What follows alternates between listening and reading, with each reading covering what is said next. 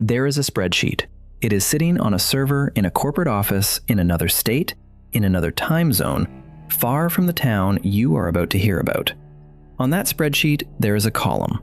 The column is labeled closure date, and in one of the rows, against the name of a manufacturing plant, there is a year. Not a question mark, not a tentative, a year, with a quarter, with a fiscal week. The city manager of that town knows the year. The mayor knows the year. The plant manager who lives 3 blocks from the assembly line knows the year. The school superintendent has begun quietly modeling enrollment loss. The county tax assessor has run the projections, and the projections show a 73% erosion of the local tax base inside 18 months of the closure date. The mortgage holders, the waitresses at the diner across from the gate, the kid who just signed a 3-year lease on a house because his father told him this plant was going to be here forever. They do not know. They have not been told. Because the closure date does not become public until it is announced, and it is not announced until the corporation is ready. And by then, it is too late to sell the house. By then, it is too late to refinance. By then, your equity has already evaporated into the spreadsheet of a man you have never met. I am Report State, and tonight, on the final episode of Season 2, I am going to walk you through 10 American towns where this exact spreadsheet exists. 10 towns built on one industry, 10 industries already dying, 10 communities living on borrowed time. Some of them know it, some of them are pretending.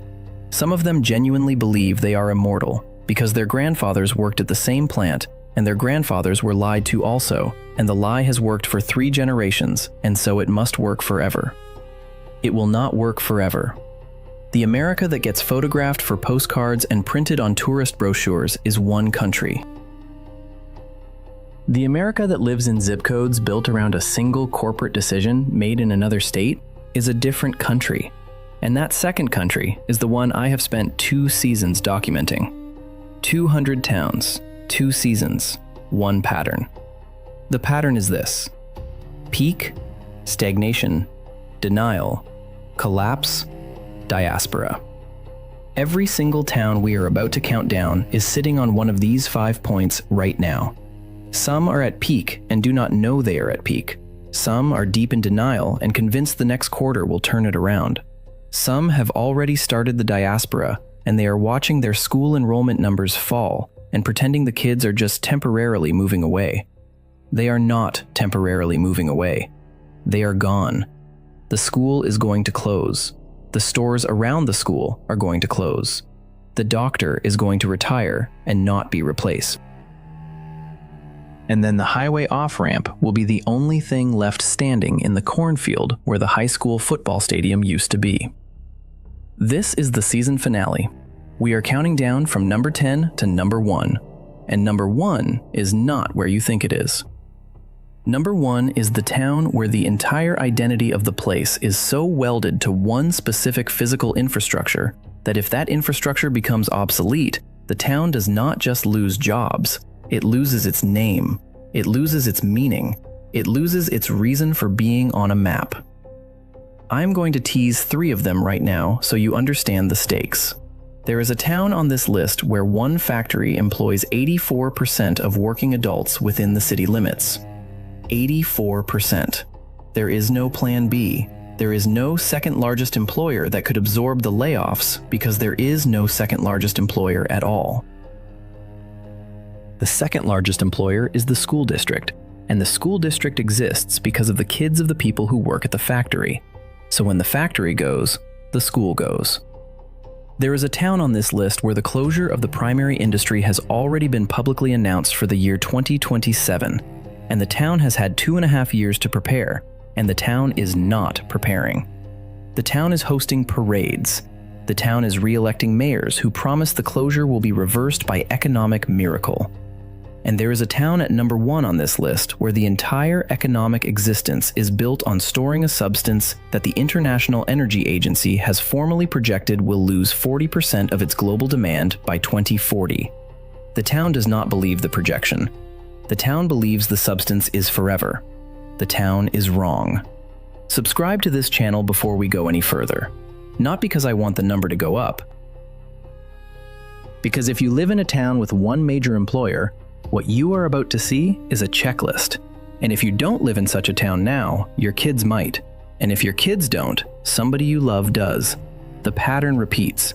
The towns change. The corporations rotate. The ending stays the same. Subscribe so when this happens to a town that matters to you, you will recognize the curve. You will recognize stage 1. You will recognize stage 2. And you will not be one of the people standing at the gate on closure day with a cardboard box of personal effects asking why nobody warned you. Let's count down. Number 10. Gillette, Wyoming, the coal capital that forgot coal was mortal. In 2008, the Powder River Basin shipped 462 million tons of coal. That is the year the coal industry in this part of Wyoming told itself it was eternal. That was the year the bumper stickers in Gillette said America runs on coal, and the city budget ballooned, and the school district built new wings on every elementary, and the housing market spiked because every coal worker in 3 counties needed a place to live. 462 million tons. That was peak. By 2023, the Powder River Basin shipped 207 million tons, less than half of peak. A 55% decline in 15 years. Not a recession, not a temporary downturn, a structural amputation. Gillette is a town of around 33,000 people in northeast Wyoming, surrounded by some of the largest coal mines on the continent. Black Thunder Mine, North Antelope Rochelle. Names that meant something to the energy markets for 40 years. Names that are now associated with mine layoffs, halted expansion projects, and bankruptcy filings of parent companies. Here are the numbers. The median household income in Gillette historically tracked above the Wyoming average by 15 to 20% because coal mining wages were unionized, well paid, and consistent. The collapse of coal demand has compressed those wages, eliminated those jobs, and pushed the median income trajectory downward against the rest of the state. Property tax revenue from mineral extraction in Campbell County, where Gillette sits, has fallen by approximately 60% since the 2010 peak. The county budget, which used to fund schools, roads, and emergency services with extraction revenue, now relies increasingly on state aid and federal disbursement. What is it like to live in Gillette in 2026? It is like living in a town that watched its main artery sclerose in real time and was never told what was happening to its body. There are still coal trucks on the road. There are still men in steel-toed boots in the diner at 5 in the morning. The bumper stickers are still on the trucks, but the schools are losing students. The young people are leaving. The houses on the edge of town that were built in 2012 to absorb the projected expansion are sitting half empty. A man in Gillette told a reporter, and I am quoting him because his quote is the entire story. He said, "My father worked the mine, my grandfather worked the mine, my brother works the mine, and I work the mine. But I will not let my son work the mine." That sentence is the diaspora. That sentence is what the spreadsheet looks like when it is spoken out loud by a human being who has done the math. Sarcastic comment from your narrator. The Wyoming state government has been talking about economic diversification in the Powder River Basin since approximately 1996. 3 decades of diversification studies, 3 decades of conferences, 3 decades of strategic plans funded by extraction revenue that was supposed to last forever. Guess what they diversified into? Coal. They diversified into coal. The diversification plan was to mine more coal. I am not making this up. The Wyoming Energy Authority literally has years of records discussing coal as a sustainable economic anchor. Sustainable. Coal. Sustainable. The same word. Picture this. You are standing on Highway 59 just south of Gillette at 6 in the morning in February.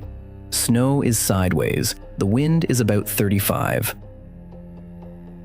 miles an hour. A coal train, 3 locomotives long, 120 cars, is grinding past you at 30 miles an hour, heading southeast toward power plants in Texas and Mississippi. The train is half empty. Not visibly. The cars are full of coal. But it is the only train you will see this morning. There used to be one every 30 minutes. Now there are 3 or 4 a day. The tracks are still there, the signal lights still work, the train still runs. But the schedule is decimated, and the men who used to load it are working part-time, and the diner where they ate breakfast lost its lease last August. That is Gillette in 2026. Functional infrastructure with cardiac arrest demand. If you think coal is a slow death because it takes decades, wait until you see what gambling does in 18 years. Number 9. Atlantic City, New Jersey, the casino town that bet against itself. In 2006, Atlantic City had 12 operating casinos and gaming revenue of $5.2 billion. The boardwalk was packed. The Trump Taj Mahal was still flying its name. Borgata was the new shiny thing. The Revel was being designed. Money was flowing. The town had built its entire post-industrial identity on one assumption. Gambling would always grow. Casino licenses would always be limited. And Atlantic City had a regional monopoly on legal gambling on the East Coast. That assumption was wrong on every single point. Pennsylvania legalized casino gambling in 2004, and by 2010, Pennsylvania casinos were eating Atlantic City's Pennsylvania resident customer base alive. New York legalized full casino gaming in 2013, Maryland in 2012, Massachusetts in 2011. Delaware expanded, Connecticut expanded. Every single neighboring state legalized exactly the activity Atlantic City had bet its entire economy on. And Atlantic City had built itself in such a way that there was no plan B, no alternative tax base, no other industry capable of absorbing even 10% of the displaced workers. By 2014, 4 casinos closed in a single calendar year. The Atlantic Club, Showboat, Revel, the brand new $2.4 billion property that opened in 2012 and went bankrupt within 24 months. And Trump Plaza, 4 casinos, 1 year, 8,000 jobs erased. The Trump Taj Mahal closed in 2016.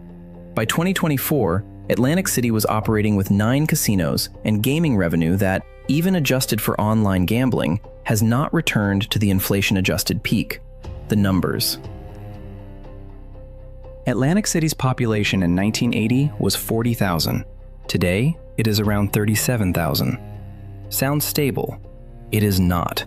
The composition has changed catastrophically. Median household income is roughly $28,000, less than half the New Jersey state median.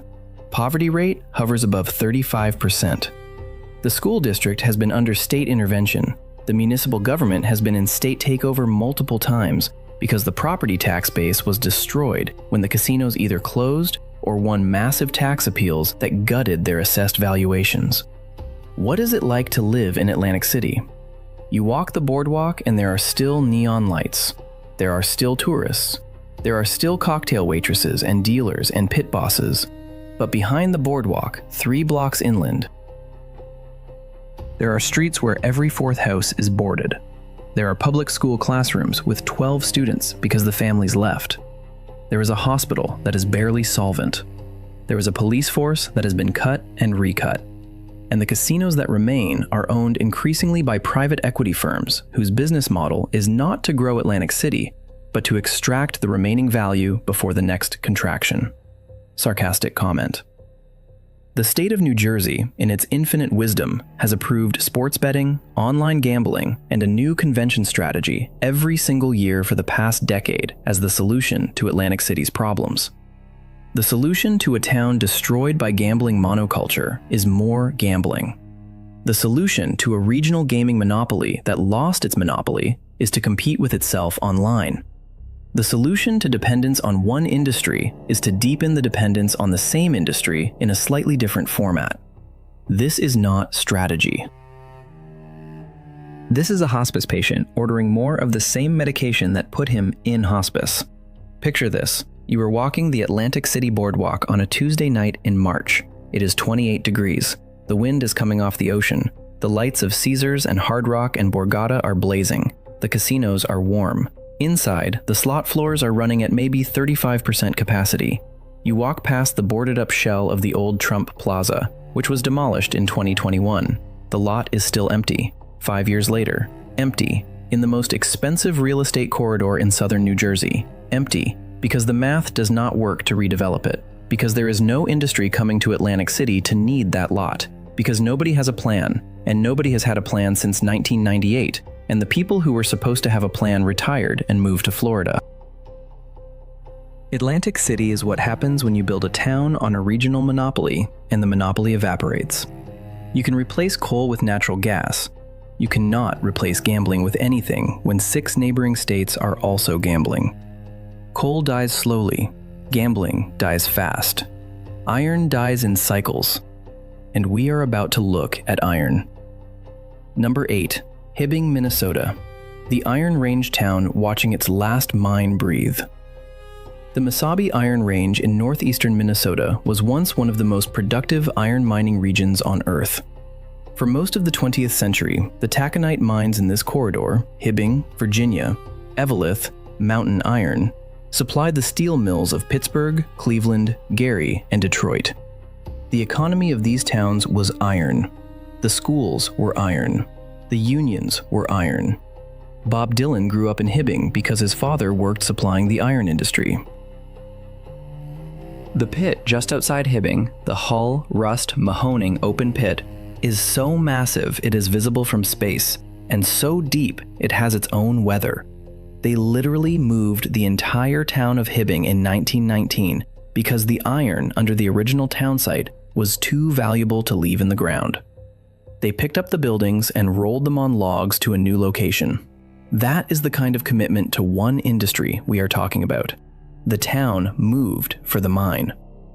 In 2025, 4 of the 6 remaining major taconite operations on the Mesabi Range have either announced indefinite idling, completed indefinite idling, or are operating below 50% capacity.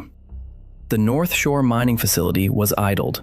The Keewatin taconite plant has had multiple shutdowns. United States Steel announced strategic reviews of its Iron Range operations after Nippon Steel's acquisition negotiations stretched across 2 administrations. The domestic steel industry has consolidated to the point where iron ore demand from American mills can be met by approximately half the production capacity that existed in 2000. The numbers. Iron Range employment in mining peaked at over 15,000 in the early 1970s. Today, it is under 3,000. Hibbing's population peaked above 20,000 in 1940. Today, it is around 16,000 and declining. Median age has risen from 35 to 47 over the last 2 decades. School enrollment in Hibbing public schools has dropped roughly 30% since 2000. The hospital, Fairview Range Medical Center, has consolidated services repeatedly because the patient volume cannot sustain the prior service mix. What is it like to live in Hibbing in 2026? It is like living next to a sleeping giant that you suspect is dying, but you are not allowed to say so out loud. The pit is still there. The trucks are still moving, sometimes. The union halls are still open, but the contracts are getting smaller. The retirees outnumber the active workers. The houses on Howard Street, the old commercial spine, sit at price points that would be a bargain anywhere else in Minnesota, and they still are not selling. Because nobody is moving to Hibbing for the upside. Nobody. A man in Hibbing told a local reporter, and I am quoting, he said, "I have worked the pit for 31 years, and my pension is solid, but I tell my grandkids, do not learn this trade. Do not learn this skill, because there will be no one to pay you for it." That is denial cracking into acceptance in a single sentence. Sarcastic comment. The state of Minnesota has been developing the proposed Twin Metals copper-nickel mine project near Ely as the next generation mining transition for the region for over 15 years. 15 years of permits, lawsuits, environmental reviews, and political reversals. 15 years. The project has not produced 1 pound of marketable ore. Meanwhile, the existing iron operations are dying month by month. The transition plan is a copper mine that has been blocked, restarted, blocked again, and partially canceled for a decade and a half. Brilliant work, gentlemen. While the patient bleeds out, you are arguing about which surgeon to call. Picture this. You are standing on the rim of the Hull Rust Mahoning pit at 4 in the afternoon in October. The pit is half a mile deep and 3 miles long. There is one massive haul truck, a Caterpillar 797, 4 stories tall, slowly grinding up the switchback road from the bottom, carrying a load. One truck. The lookout pavilion has signs explaining that during peak operations, there were 48 trucks moving simultaneously, each carrying 400 tons. Today, there is one. The wind is whistling through the empty observation deck. A school field trip bus is parked in the lot. The kids are looking at the pit and saying it is cool. Their teacher is not saying out loud what she is thinking, which is that 90% of these kids will not be working in this industry in 15 years, and most of them will not be living in Hibbing. Iron is geology. The geology is still there. The geology is permanent, but the demand is not. The demand is a market signal, and the market signal is going somewhere else, and the geology cannot save you when the market signal moves. If iron at least has the dignity of an industrial scale, the next town has dignity of a different kind, biological. Number 7 goes from rocks and steel to fish and ocean, and the collapse is just as merciless. Number 7, Bristol Bay, Alaska. The salmon town that watched the river run different.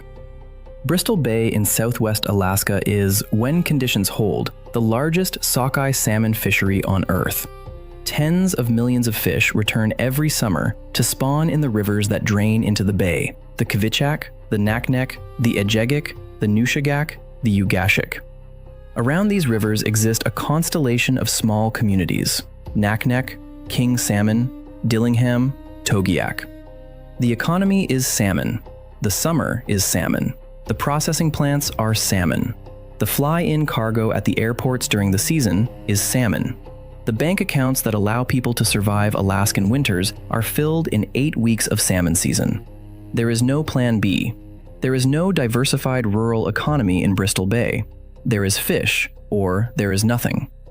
In recent years, 2 things have hit this monoculture simultaneously. First, climate-driven changes in ocean temperature have produced wild swings in salmon returns. Some years are record returns. Other years are catastrophic collapses.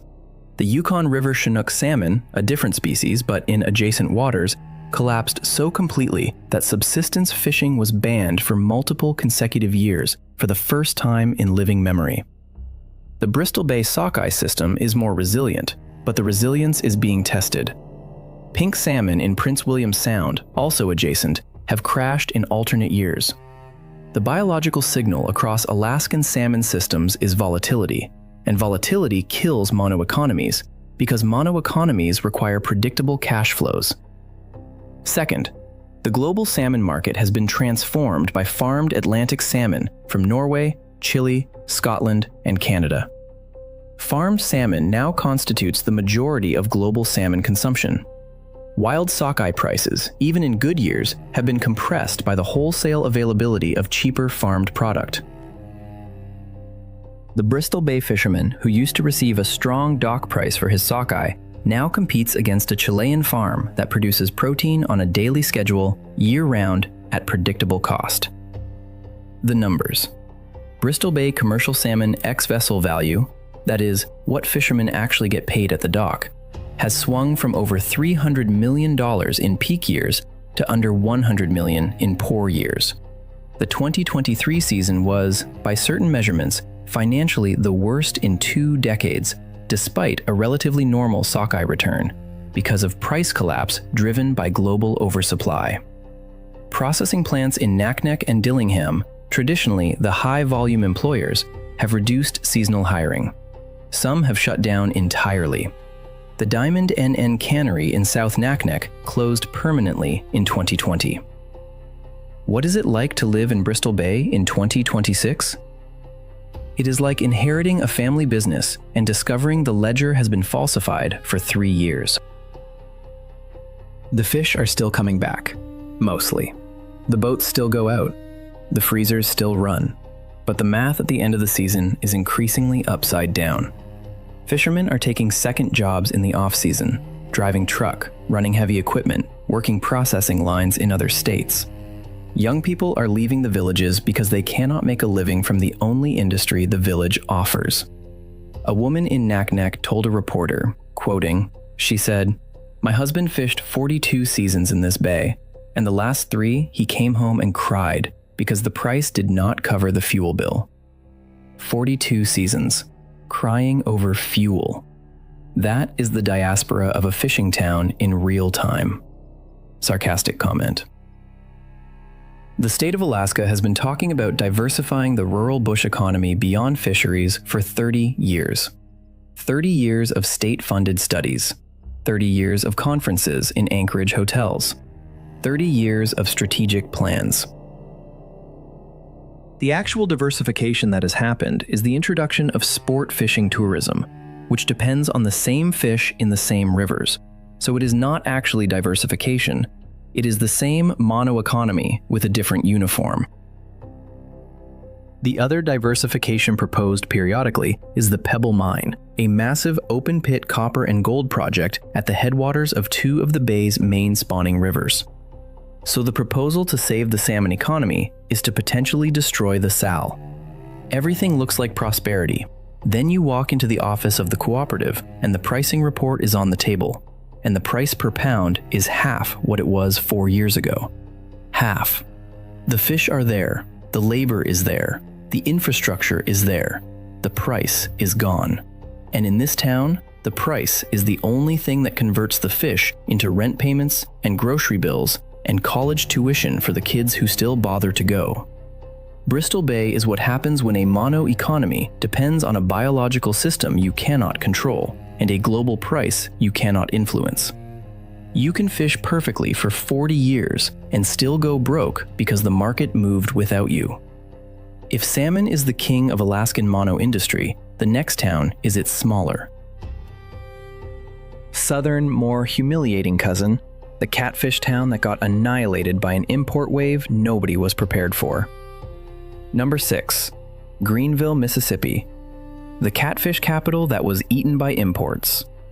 In the 1980s and 1990s, the Mississippi Delta, and Greenville in particular, was the global capital of farm-raised catfish. The flat, wet, cheap land of the Delta was perfect for ponds. The labor was cheap and willing. The processing infrastructure was built locally. At its peak, the Mississippi catfish industry produced over 600 million pounds of catfish per year and supported more than 9,000 direct jobs across the Delta. Greenville and surrounding Washington County were anchored economically by ponds, processing plants, feed mills, and the trucking that connected all of them. Then came the Vietnamese bassa and tra, species the United States would eventually classify as catfish for trade dispute purposes, at prices that American producers could not match. By the mid-2010s, imported Pangasius and related species had captured a massive share of the American food service catfish market.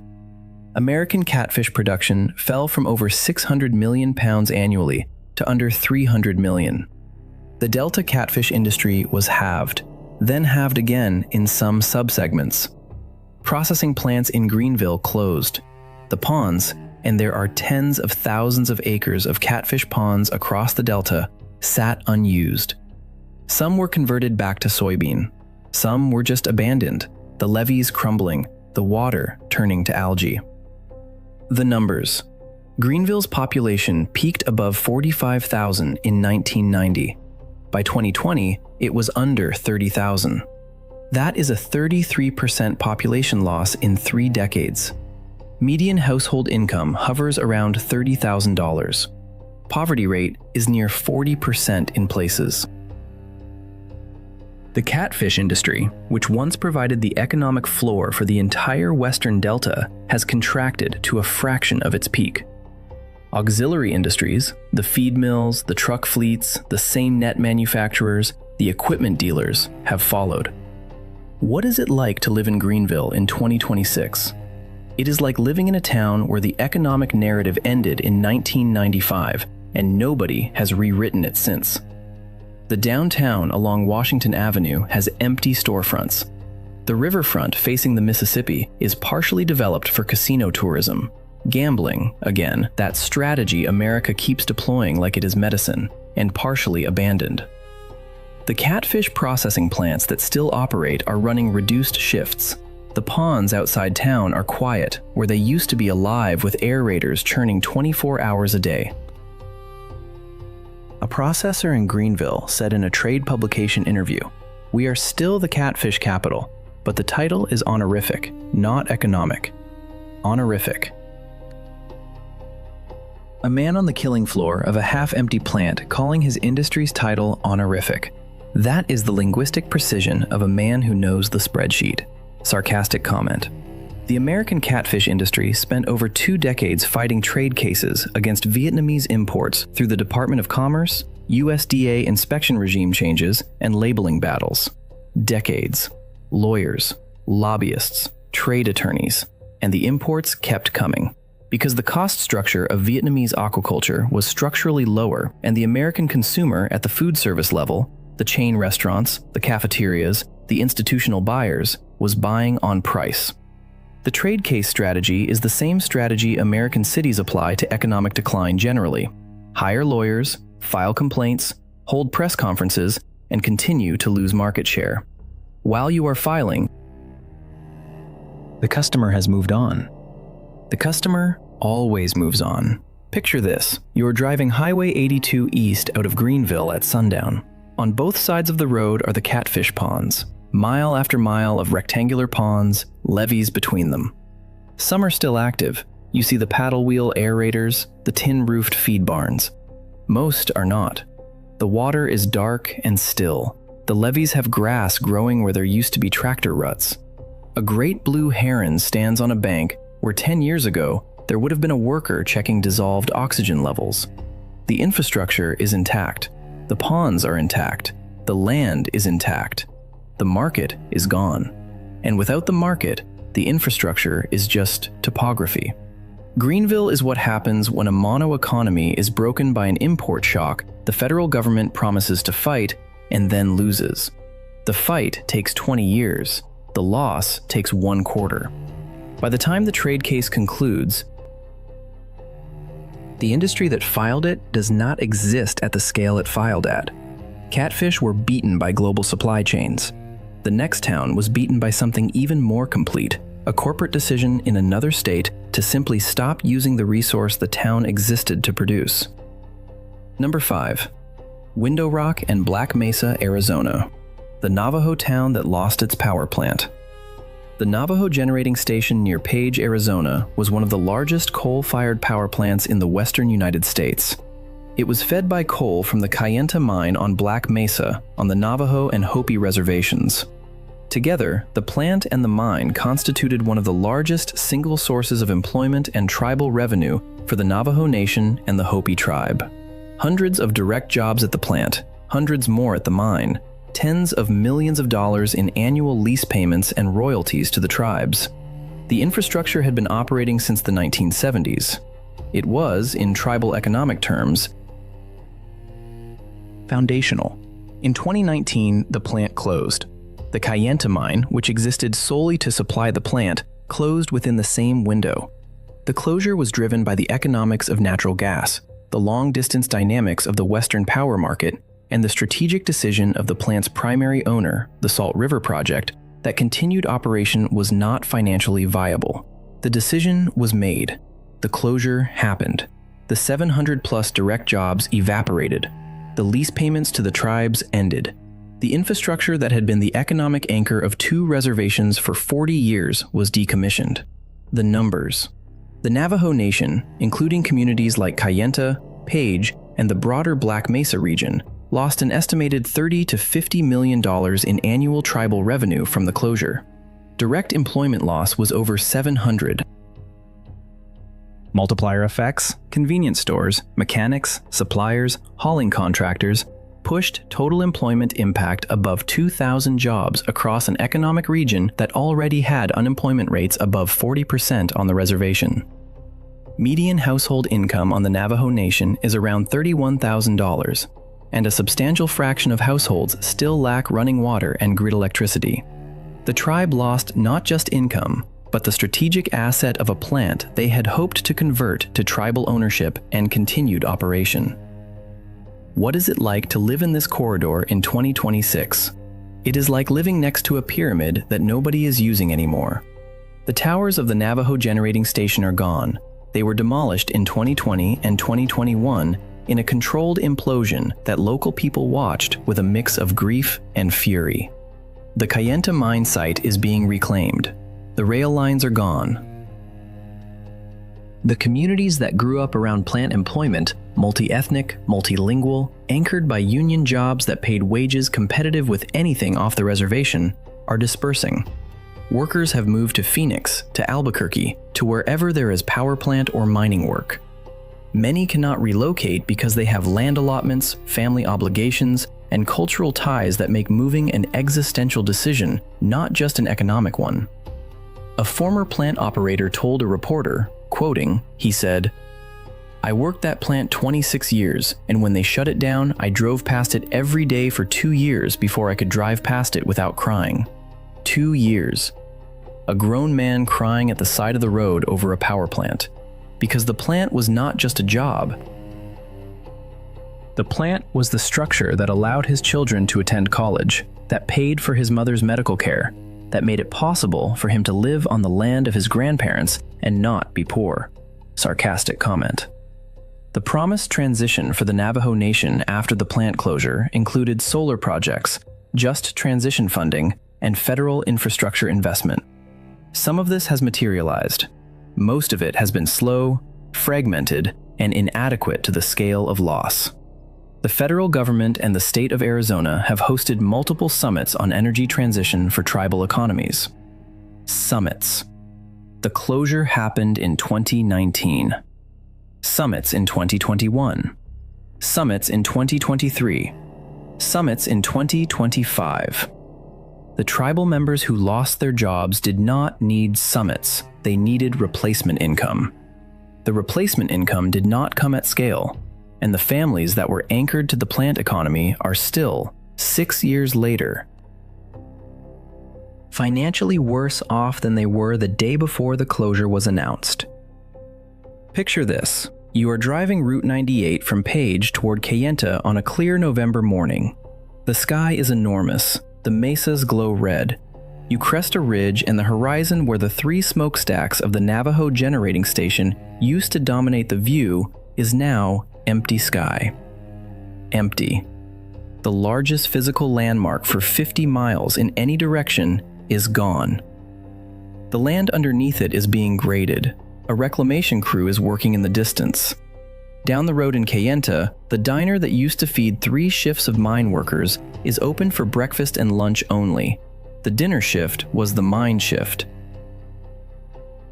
And there is no mine shift anymore. The high school basketball team still has uniforms with the old sponsor logo of the mining contractor. They have not bought new uniforms because the booster club budget collapsed when the contractor left. Black Mesa and Window Rock are what happens when a mono economy is ended not by gradual decline, but by a single corporate tribal regulatory decision, executed within a planning window of a few years. The town does not get the mercy of a slow death. The town gets the violence of an amputation. Coal was a slow vampire.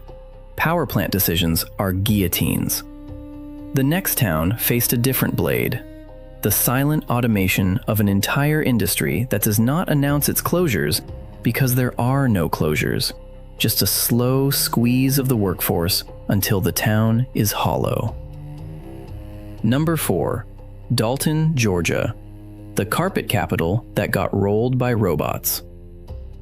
Dalton, Georgia, a town of about 33,000 people in northwest Georgia, has been called the carpet capital of the world for over half a century.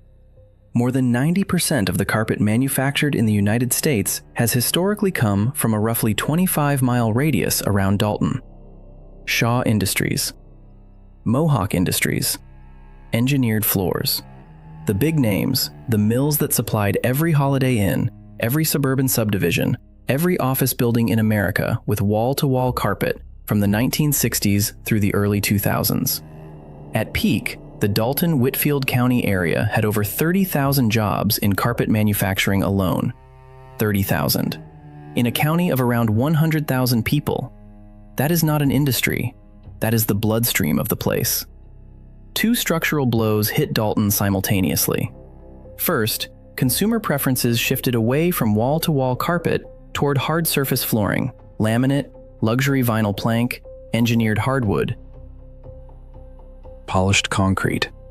The carpet share of the American floor covering market has been compressing for 2 decades. Second, the carpet industry that remained automated aggressively. The labor-intensive cut and loop tufting processes of the 1980s have been replaced by computer-controlled tufting machines that produce more square yards per shift with a fraction of the workforce. The same factories that employed 800 workers in 1995 now employ 250 and produce more output. That is what automation looks like in mono-industrial geography. It is not closure, it is hollowing. The numbers. Whitfield County manufacturing employment has declined by tens of thousands of positions across 2 decades, with carpet sector losses driving the bulk of that decline. The local unemployment rate has spiked significantly above the Georgia average during industry contractions and has lagged the state recovery in expansions. Median household income in Dalton hovers around $46,000. The Hispanic immigrant workforce that arrived in the 1990s to staff the carpet mills has been hit disproportionately by the contraction. Many came specifically for these jobs and have nowhere else economically rational to go. What is it like to live in Dalton in 2026? It is like living in a town where the factories are still running, still producing, still profitable for their corporate owners. And yet the workforce that the town was built to host is half evicted from the production line. The mills are still there. The trucks still leave the loading docks bound for distribution centers in Texas and Pennsylvania. The smokestacks still smoke. But the parking lots that used to fill on 3 shifts are filling on 1.5. The neighborhoods that were built specifically for mill worker housing are watching their younger generation refuse to enter the industry because the industry is no longer hiring at the scale that built the neighborhoods. A foreman at a Dalton tufting plant told a reporter, quoting, "When I started here in 1992, this floor had 96 operators. Today, the same floor produces more carpet with 22. 22 from 96. Same square footage, more output, fewer paychecks." The corporation reports it as productivity gain. The town experiences it as economic mass loss. Sarcastic comment. Dalton's economic development strategy for the last 15 years has emphasized, and I am not joking, flooring innovation. Flooring. They are trying to diversify away from carpet by getting into more flooring, hard surface flooring, luxury vinyl plank. The same companies that automated their carpet operations are now automating their hard surface operations from day one of the new product line, which means the diversification strategy delivers fewer jobs per dollar of revenue than the original monoculture. The town's solution to automation in carpet is to expand into automated production of products that compete with carpet. This is the economic equivalent of treating heart disease by drinking more coffee. Picture this. You are driving Interstate 75 through Dalton at 2 in the morning. The city sleeps, but the mills do not. You see the lit-up loading bays. You see the carpet rolls being shrink-wrapped and forklifted onto 53-foot trailers. You see the trucks pulling out, headlights westward toward Birmingham, eastward toward Atlanta. The industry is alive. The industry is shipping. The industry is profitable. And inside those trucks is the output of machines that replaced people who used to live in the houses you are driving past. Houses where the lights are off because nobody is home. not because they are sleeping, but because they have moved away. The trucks roll, the town hollows, the corporate quarterly reports are excellent. The school district loses 100 students per year. Dalton is what happens when a mono-economy is not killed by demand collapse, but by productivity gain. The industry survives. The town does not. And the corporate office in another state files this as a success story. If Dalton is automation, the next town is something rarer, a place where the industry itself is fine, but the geography has been declared too dangerous to insure. And that is a death sentence in the modern economy. Number 3. Beaumont and Port Arthur, Texas. The refinery towns that insurance walked away from. The Texas Gulf Coast around Beaumont and Port Arthur is one of the densest concentrations of petroleum refining infrastructure on the planet. The Motiva Port Arthur refinery alone is the largest single refinery in North America, processing over 600,000 barrels of crude per day. Combine it with neighboring facilities, ExxonMobil Beaumont, Valero Port Arthur, Total Energies Port Arthur, and you have a corridor that processes a meaningful percentage of all gasoline, diesel, and jet fuel consumed east of the Rocky Mountains. The economy of Beaumont and Port Arthur is refineries. The schools are funded by refinery property taxes. The hospitals exist because refinery employers pay group health premiums. The neighborhoods are organized around plant gates. The industry, on paper, is fine. American refining capacity is operating near full utilization. The crack spreads, the margin between crude input cost and refined product output price, have been historically strong. Refineries are profitable.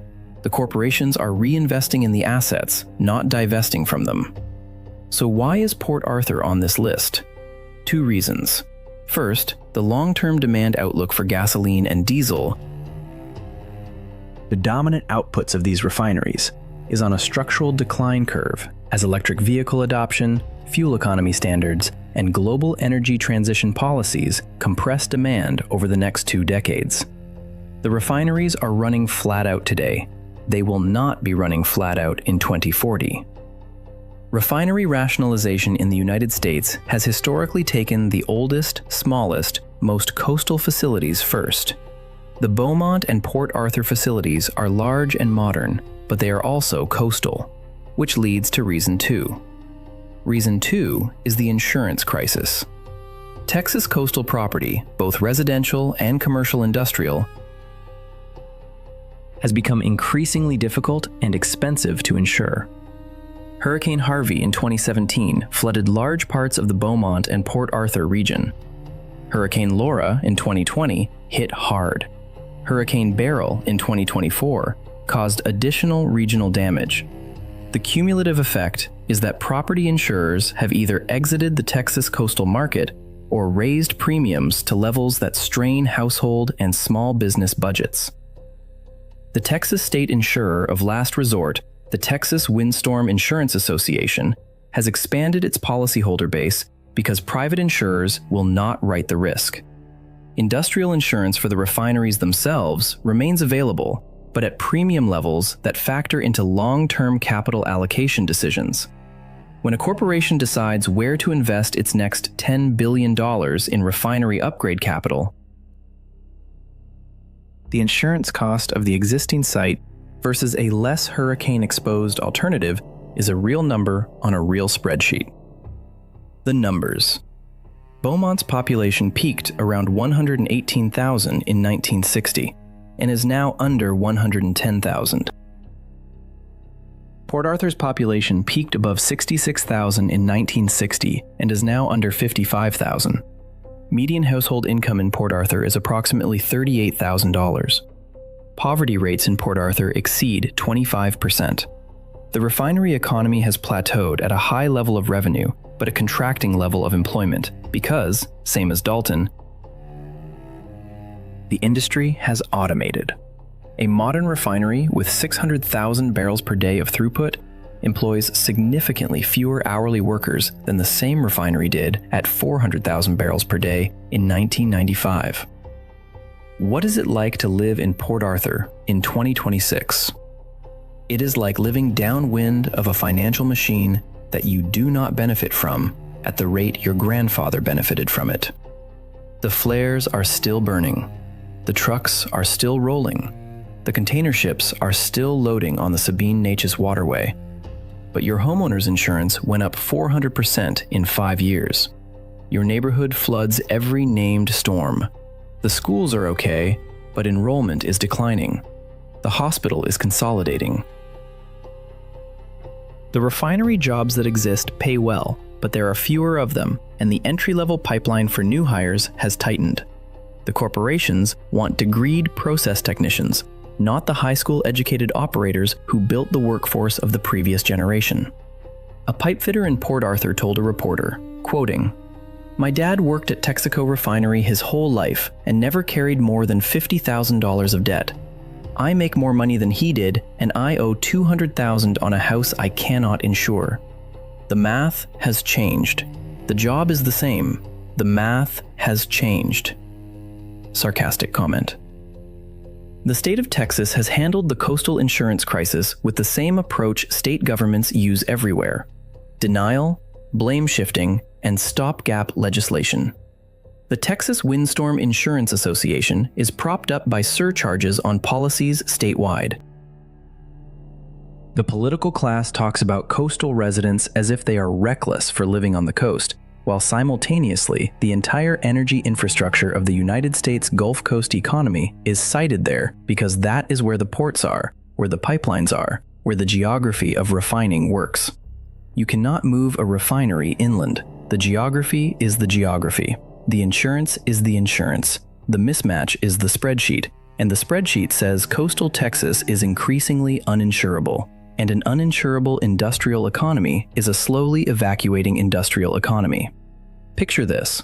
You are standing on a dock in Port Arthur on a July afternoon. The temperature is 104. The humidity is brutal. The air smells of hydrocarbons, the sweet, sharp signature of a refinery cluster. A tanker from the Caribbean is offloading crude. A pipeline is feeding the Motiva facility. The flare stacks are burning blue against a hazy sky. You drive 10 minutes into a residential neighborhood. Half the houses have blue tarps still on the roofs from a storm 2 years ago. Half. The contractors charge double. The insurance paid out late or denied. The owners are still saving up to do the actual repair. Some of them never will. They will sell the house to a flipper for 40 cents on the dollar and move inland to Houston suburbs, where the insurance is merely brutal instead of catastrophic. Beaumont and Port Arthur are what happens when a mono-economy is structurally fine but environmentally exposed, and the financial system that prices that exposure has decided the price. The refineries will keep running, the towns around them will keep hollowing, and the corporate spreadsheet 20 years from now will quietly mark the assets for orderly transition, and the transition will be orderly for the corporation and a catastrophe for the people who live next to the fence line. If insurance is the silent killer of coastal Texas, the next town is the loud killer. The place where 2 corporate decisions 5 years apart erased not one industry, but a planned replacement industry as well. A double execution. Number 2. Lordstown, Ohio. The town that was killed twice. Lordstown is a small village in northeast Ohio, just outside Youngstown, with a population of around 3,000. For half a century, its identity, its tax base, and its surrounding regional economy were anchored to the General Motors Lordstown Assembly Plant, a 6.5 million square foot facility that, at peak, employed over 12,000 people and produced millions of vehicles. The Chevy Vega in the 70s, the Chevy Cavalier, the Chevy Cobalt, the Chevy Cruze. The plant was the economic heart of the Mahoning Valley. In March of 2019, General Motors closed Lordstown Assembly. The decision was made in Detroit. The town learned in stages, through media leaks, official announcements, and the slow grind of the wind down. Around 1,500 workers at Lordstown lost their jobs directly.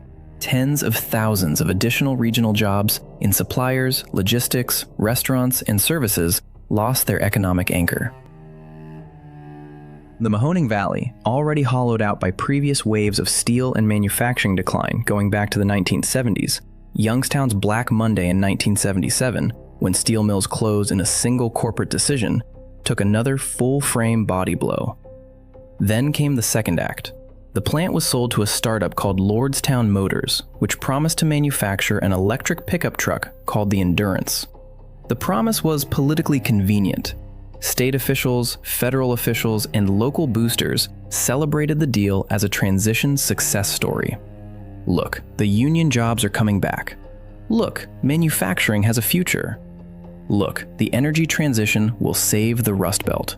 Lordstown Motors went public via SPAC in 2020 at a peak valuation in the billions. Production was promised. Trucks were unveiled at events. Investors poured in. By 2023, Lordstown Motors filed for bankruptcy. The Endurance pickup achieved minimal production. The promised employment of thousands materialized as a few hundred. The plant changed hands again, with Foxconn, the Taiwanese electronics manufacturer, acquiring the facility with vague promises of contract manufacturing and EV-related assembly. Foxconn's actual production at the site has been a fraction of what was implied. The promised renaissance did not happen. The numbers. The Mahoning Valley has lost over half its manufacturing employment base since 1970. Trumbull County, where Lordstown sits, has seen population decline from over 240,000 in 1970 to under 200,000 today. Median household income in the broader region is below the Ohio State median. The school districts have consolidated. The retail corridors of nearby Warren and Niles have suffered the standard Rust Belt evacuation pattern of vacant storefronts and dollar store anchoring. What is it like to live in Lordstown and the surrounding Mahoning Valley in 2026? It is like living in a town that was killed, told it would be resurrected, watched the resurrection fail, and now does not know what to call its own existence. The plant is still standing. It is partially in use. It is mostly empty. The neighborhoods around it have houses available at price points that would be implausible anywhere with a functional economy. The bars and diners that used to fill at shift change still open, but the rhythms are gone. There is no shift change at the rhythm there used to be a shift change. A retired GM worker in Warren told a reporter, quoting, "I worked 38 years at Lordstown, and I am collecting my pension, and I am the lucky one, because my son took the buyout in 2019, and he has been pretending to be okay for 6 years. Pretending. A father describing his adult son as pretending to be okay for 6 years after a corporate closure. That is the psychological residue of the spreadsheet. That is what nobody puts in the corporate annual report." Sarcastic comment. The political class loved Lordstown twice. They loved it when the closure was a chance to blame the other party. They loved it when Lordstown Motors was a chance to claim the energy transition was creating jobs. They loved every photo op at the gates. They loved every press conference. The actual workers got nothing from the love. The actual workers got severance, retraining vouchers that did not lead to comparable jobs, and the slow realization that the political class moves on to the next photo op, and the town is still here, holding the bag. The bag, in this case, is a 6.5 million square foot industrial facility with a regional economy oriented around it that no longer has a buyer at the scale required to absorb the workforce. Picture this. You are driving past Lordstown Assembly on Halleck Young Road on a gray Tuesday morning in February. The plant is enormous. The parking lots are mostly empty. There are some cars, a contract operation is running in part of the building, but the scale of the lot screams of a workforce that no longer exists. You drive into the village of Lordstown itself. The municipal building is small.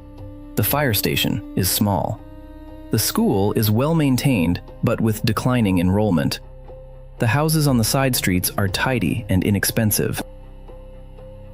You stop for coffee at the diner on Route 45. The waitress is in her 60s. She has worked there for 28 years. She tells you, without you asking, that her tip income is half what it was in 2017. Half. Because the workers who used to come in for breakfast at 6 are not there at 6 anymore. Because the workers are not there at all. Lordstown is what happens when a corporate decision in another state takes everything, and a follow-up corporate decision in another state takes the replacement away. 2 killings, same town, different weapons. The first was a closure announcement. The second was a SPAC bankruptcy. The town buries both deaths, and nobody outside the Mahoning Valley remembers either funeral. We have walked through coal, gambling, iron, salmon, catfish, tribal power generation, automated carpet, refineries under insurance siege, and the double-killed factory town. 9 towns, 9 industries, 9 variations on the same curve. Now we arrive at number 1. The town where the entire physical existence is so interlocked with one specific commodity that if the commodity loses its strategic role in global energy markets, the town does not just lose jobs, it loses its reason to be on the map at all. And the town does not know it. The town genuinely believes it is eternal. The International Energy Agency does not believe it is eternal. The energy traders in Geneva and Singapore do not believe it is eternal. The corporate spreadsheets in 2-decade outlook columns do not believe it is eternal. But the town believes. Number 1. Cushing, Oklahoma. The Pipeline Crossroads that forgot the pipelines have an expiration date. Cushing, Oklahoma is a town of about 7,000 people in north-central Oklahoma. To the casual driver on Highway 33, it is a small town with a downtown, a school, some churches, a Walmart 15 miles away, and a startling number of cylindrical white tanks visible on the horizon. Hundreds of tanks, storage tanks. Cushing's official slogan, and I am not exaggerating, this is on the welcome sign, is Pipeline Crossroads of the World. Here is what that means. Cushing is the physical delivery point for the West Texas Intermediate Crude Oil Futures contract traded on the New York Mercantile Exchange. When you see a WTI crude price quoted on a financial news ticker, that price is technically the price for crude oil delivered to Cushing, Oklahoma. The town's storage capacity exceeds 90 million barrels. Major pipelines from the Permian Basin, the Bakken, Western Canada, the Gulf Coast, and the Midwest converge at Cushing. It is one of the most strategically significant crude oil infrastructure nodes on the planet, out of a town of 7,000 people. The economy of Cushing is oil storage and pipeline operations. The tax base is oil. The schools are oil. The police are oil. The churches have parking lots full of pickup trucks owned by men who work for Enbridge, Magellan Midstream, Plains All American, and the smaller operators who maintain the tank farm and pipeline corridor. Now apply the curve. Stage 1. Peak. Cushing's role as the central price discovery and storage hub for North American crude oil is at peak right now, or near peak. Crude trading volumes are at historical highs. Storage utilization fluctuates with market structure, but the strategic role of the location is fully established and uncontested in the global oil market. Stage 2. Stagnation. The International Energy Agency, in its World Energy Outlook scenarios, projects that under stated policies, global oil demand peaks in the late 2020s or early 2030s. Under more aggressive transition scenarios, demand peaks earlier. In any of these scenarios, the absolute demand for crude oil, and therefore for crude oil storage and pipeline transit, begins to decline within the planning horizon of any infrastructure investment made today. A storage tank built in 2026 has a designed operational life of 40 to 60 years. The market for what that tank stores will, on every credible forecast, contract substantially within that operational life. Stage 3. Denial. Cushing is currently in this stage. The town does not believe the forecasts. The local political establishment does not believe the forecasts. The state of Oklahoma's energy regulatory and political class does not believe the forecasts. The conversations in the town are about expanding storage, not about transition. The capital being invested at Cushing today is being invested as if the curve goes up forever, because in the local mental model, the curve goes up forever. Oil is identity. Identity is permanent. Therefore, oil is permanent. That is the syllogism. The syllogism is wrong on the second premise. Identity is not permanent. Identities die when the physical infrastructure that supports them stops being economically necessary. Identities die quietly and then suddenly. Stage 4, collapse, has not happened yet. Will happen, on the forecasts, sometime in the 2030s or 2040s, as global crude demand contracts and storage rationalization begins. The strongest, most strategically located storage hubs will survive the longest. Cushing is one of the strongest. Cushing will be among the last to die, but it will die, in the sense that the workforce required to maintain 90 million barrels of storage at high turnover is much larger than the workforce required to maintain a slower turnover, contracting strategic reserve. Stage 5, diaspora, will come after collapse. The pattern is the pattern. The pattern does not skip a stage because the town is special. The numbers.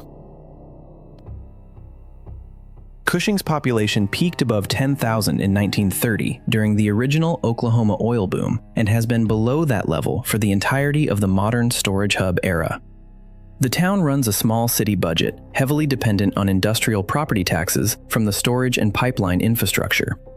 The school district enrolls under 1,500 students. The local hospital is small and increasingly stressed. Median household income is around $55,000, higher than the Oklahoma median because oil and gas industrial work pays well. And the income depends entirely on the assumption that the Pipeline Crossroads remains the Pipeline Crossroads. What is it like to live in Cushing in 2026? It is like living in a town that thinks it is in stage 1 of an infinite ascent and is actually in late stage 1 of a finite curve. The drive into town from any direction takes you past tank farms. The truck traffic on the highways is heavy with pipeline maintenance vehicles. The bars are full at the end of shift. The houses are well kept. The kids are in school. Everything works. Everything functions. The economy is, by mono-industrial standards, in robust health, and the entire structure is sitting on a single global commodity whose long-term demand trajectory is, on every credible international forecast, downward. A pipeline operator in Cushing told an industry publication, quoting, "We will be storing oil in Cushing in 1925, and we will be storing oil in 2025. And we will be storing oil in Cushing in 2050. The man may be right about 2025. He may be right about 2035. The forecasts diverge meaningfully on 2050. In any of the realistic scenarios, the volume, the workforce, the throughput, and the strategic centrality of Cushing as a price discovery hub are not what they are today. The man is not lying. The man is forecasting from inside a model that does not include the demand-side decline that every external model includes. That is what Stage 3 denial looks like in the voice of a working professional who is good at his job and wrong about his industry's trajectory. Sarcastic comment. The state of Oklahoma's energy strategy, articulated through a series of state-level economic plans and the constant cheerleading of the political establishment, is to double down on oil and gas. There is some lip service to wind, in which Oklahoma is actually a major producer. There is some lip service to natural gas as a transition fuel. The core posture, the political identity, the cultural narrative is that Oklahoma is an oil and gas state and will remain one, and Cushing is the crown jewel of that narrative. The crown jewel of a narrative that the rest of the global energy planning apparatus considers a transitional asset. Cushing is being run as if the next 60 years look like the last 60 years. They will not. The IEA does not think they will. The corporate strategic planners at the major oil companies do not think they will. The hedge funds shorting fossil fuel infrastructure do not think they will. The only people who think they will are the people who live in the towns that depend on them, and those people are not consulted on the long-term capital allocation decisions that will determine whether their towns exist in 2050. Picture this. You are standing on the catwalk of a storage tank on the south side of Cushing at sunset. The sky is bruised orange and purple. You can see in every direction more tanks, hundreds of them, cylinders gleaming in the last light, pipelines snaking between them. The town of Cushing itself sits to the north, Lights coming on, kids walking home from after-school activities, the smell of dinner from kitchen windows, the sound of trains in the distance. Oil trains, of course. What else? The infrastructure is staggering. The investment that built this place over a century is staggering. The workforce that maintains it is skilled, well-paid, and proud. And the substance flowing through the pipelines and sitting in the tanks is, on every credible long-term forecast, on a glide path to lower demand. The infrastructure does not know. The workforce does not know. The town does not know. They believe the catwalk you are standing on will be staffed in 70 years by men who look exactly like the men staffing it tonight. And they are wrong. And they cannot be told they are wrong, because to tell them is to attack their identity. And identity is what they will defend long after the spreadsheet has decided their fate. Cushing is what happens when a mono-economy is embedded so deeply in global commodity infrastructure that the town confuses strategic centrality with permanence. Strategic centrality is a function of demand. When the demand curve bends, strategic centrality bends with it. Cushing will not vanish overnight. Cushing will, over decades, contract. The contraction will be slow enough that no single year will trigger a panic, and fast enough that the cumulative effect, by the time the town finally accepts it, will be irreversible. This is the cruelest stage 3, the stage 3 that lasts so long the town forgets it is in stage 3 at all, and dies of confusion in stage 4. That is number 1. That is the bottom of our countdown. That is the Season 2 finale. Let me close this episode and this season with what 200 towns over 2 seasons have taught me. There is a spreadsheet. There is always a spreadsheet. The spreadsheet sits in another state. The spreadsheet has a column called Closure Date, or Rationalization Year, or Strategic Asset Review, or any of the other corporate euphemisms for the moment when a town's economy is decided by men who have never been to that town. The spreadsheet is updated quarterly. The spreadsheet is reviewed annually. The spreadsheet is the actual map of America, and the map you see on the wall in your kid's classroom, the one with the state outlines and the capital cities, is a decoration. The spreadsheet is the real document. The spreadsheet decides which towns get to exist in 2040. Every town we counted down tonight is on a spreadsheet. Gillette is on a spreadsheet at every major coal-producing utility. Atlantic City is on the spreadsheets of casino corporate strategists and private equity asset managers. Hibbing is on the spreadsheet of U.S. Steel, of Cleveland Cliffs, of every steel buyer who decides where to source iron pellets. Bristol Bay is on the spreadsheets of seafood importers and farmed salmon producers in Norway and Chile. Greenville is on the spreadsheets of every food service distributor. Window Rock and Black Mesa were on the spreadsheet of Salt River Project. And the spreadsheet ran the numbers, and the numbers said, close. And they closed. Dalton is on the spreadsheets of Shaw and Mohawk, and those spreadsheets say automate, and they automate. Beaumont and Port Arthur are on the spreadsheets of ExxonMobil, Motiva, Valero, and every reinsurance carrier who prices Texas Gulf Coast hurricane risk. Lordstown was on a spreadsheet at GM, then on a spreadsheet at Lordstown Motors, then on a spreadsheet at Foxconn. 3 different spreadsheets, 3 different decisions, same town, same hollow. And Cushing, the crown jewel, the Pipeline Crossroads, the tank farm capital, is on the spreadsheets of every supermajor, every midstream operator, every commodity trading desk, every multilateral energy policy institution. And on most of those spreadsheets, in the column for the year 2050, there is a number lower than the number for today. 200 towns, 2 seasons, 1 pattern, peak, stagnation, denial, collapse, diaspora. The towns vary, the industries vary, the corporations vary, the years vary. The pattern does not vary. The pattern is the law of mono-industrial geography in a market economy with global capital flows and accelerating technological substitution. The pattern is not American, it is global. But in the United States, where there is no functioning national-level industrial policy to soften the transitions, The pattern lands on individual towns with the full weight of unbuffered market force, and the towns absorb the impact, and the towns are alone. Each town is alone with its own collapse. Each town tells itself it is special, it is different. It will be the exception. Each town is wrong. None of them are special. None of them are different. None of them are the exception. This is not a rant. This is a record. This is what the spreadsheet looks like when you read it as literature instead of as financial document. If you live in a town with one major employer, you are on this list. You may be at peak. You may be at stagnation. You may be at denial. The closure date may be 5 years out, 10 years out, 20 years out.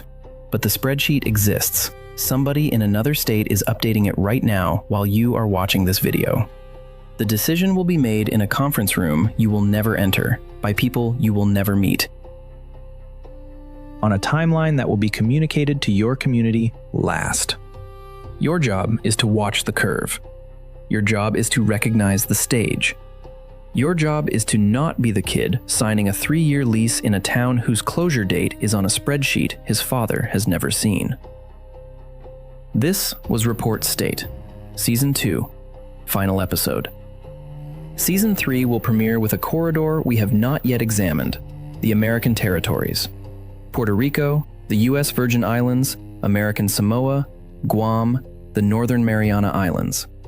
5 jurisdictions, 5 economies, 5 sets of rules.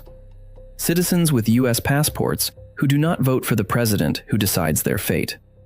Industries built on tax exemptions that Congress can rewrite in a single bill. Hurricanes, military bases, factory closures, debt restructurings. Places that exist on the American spreadsheet as line items, not as states. Places where the closure dates are even more capricious. Because there is no senator from Puerto Rico to call when the decision is being made. Season 3 opens on Puerto Rico, the pharmaceutical economy, the manufacturing exodus, the Promesa Fiscal Control Board, the decade of recovery from Hurricane Maria that has not actually been a decade of recovery, the diaspora to Florida and the Northeast that has redrawn the map of the island and redrawn the political map of the mainland. 3.5 million people who cannot vote for the president who appoints the board that decides their budget. That is where we open Season 3. Subscribe so you do not miss the premiere. Subscribe because the next set of towns we walk through have the same spreadsheet pattern, but with even less political protection than the towns in Season 1 and Season 2. Subscribe because the people in the territories deserve to be on the map, and the only way to put them on the map is to count them. Subscribe so when the next closure announcement happens, and it will happen, you recognize the curve, you name the stage, and you do not pretend you are not warned. There is a spreadsheet. There is always a spreadsheet. The spreadsheet does not lie. The spreadsheet does not negotiate. The spreadsheet does not have feelings about your town's high school football team or your grandfather's union pin or the diner where you ate breakfast every Saturday for 40 years. The spreadsheet has a column. The column has a date. The date is real. This was Report State. I will see you in Season 3.